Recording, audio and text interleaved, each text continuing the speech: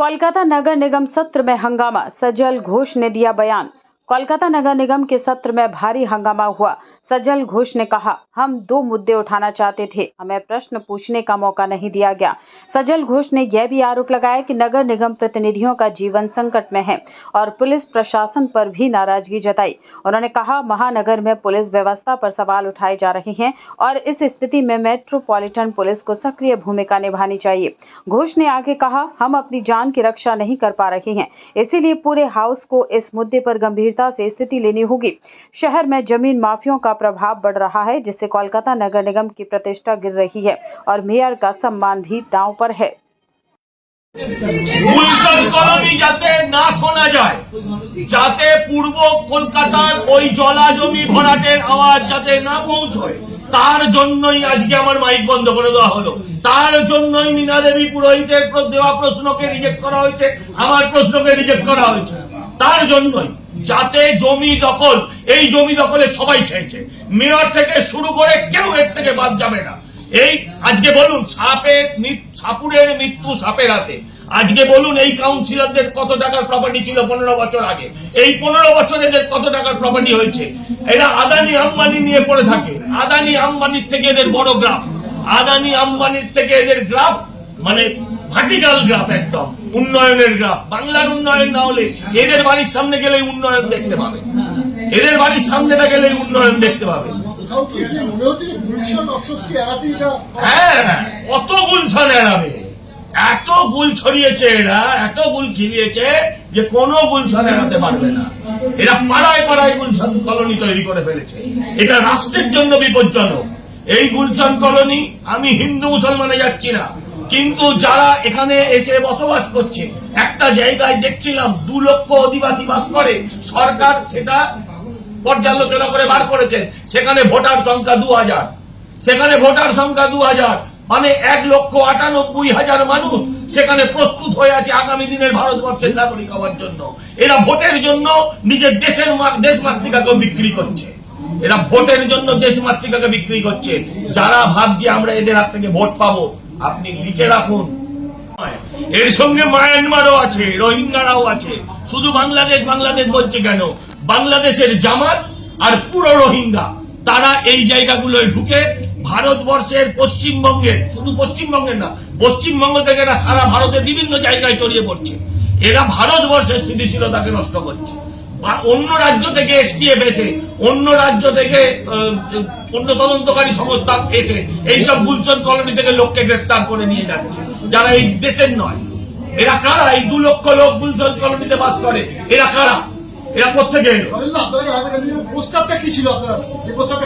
আমার প্রস্তাব ছিল যে কাউন্সিলরের ওপর যে হামলা হচ্ছে এবং পুলিশের ব্যাপারে আমাদের মাননীয় মেয়র যে ক্ষোভ প্রকাশ করেছেন, তার পরবর্তী পর্যালোচনা করা হোক। বর্তমানে পুলিশ কি কি ব্যবস্থা নিয়েছে সেটা মানুষের সামনে আনা হোক, এবং এই যে জমির দখলদারির অভিযোগ আসছে কাউন্সিলরদের নামে, সেটা হাউসের সামনে পরিষ্কার করে বলা হোক।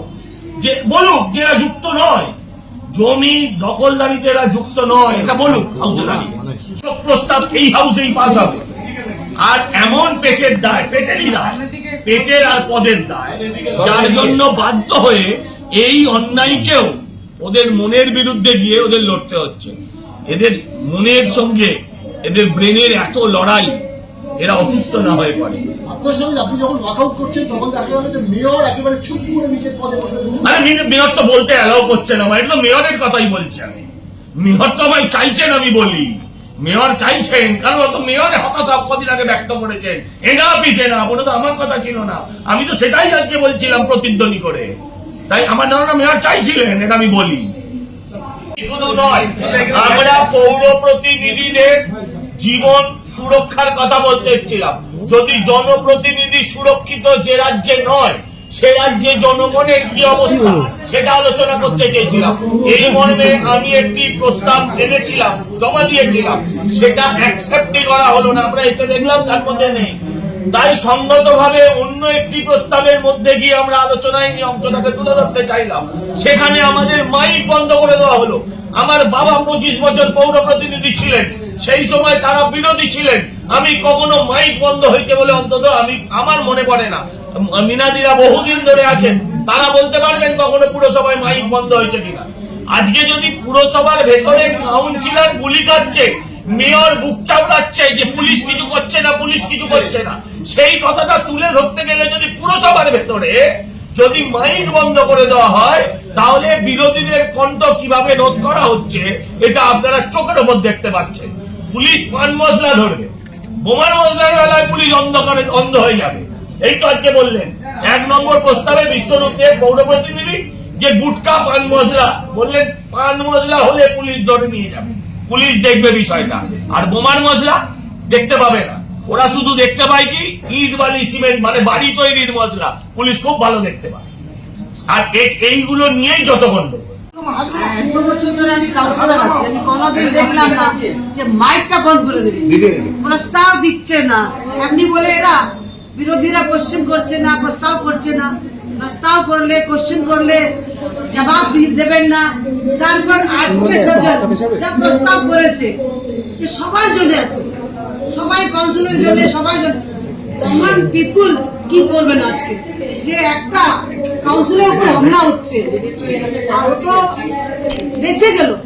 তো বেঁচে গেল, ওর কিসমত ভালো ছিল, ওই জন্য বেঁচে গেল। নাহলে তাকে গুলি একদম ভিতর থেকে বাইরে যেত, সঙ্গে সঙ্গে ওর ডেথ হয়েছে। ওর জন্য আজকে প্রস্তাব এনেছেন। উনি আমার সঙ্গে কথা বললেন প্রস্তাব, আমি দেখলাম প্রস্তাব তো নেই। আমি ওকে বললাম আমার প্রস্তাব তো নেই।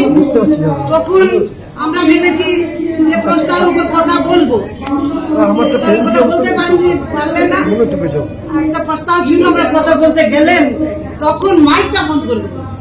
প্রস্তাব সবার জন্য আছে, 144 কাউন্সিলের জন্য আছে। আজকে সজল ঘোষের নয়, মিনাপুরের জন্য নয়, সবার জন্য আছে। কেন যত কাউন্সিলর আছে কেউ আজকে কলকাতা শহরে সিকিউরিটি নেই আমাদের।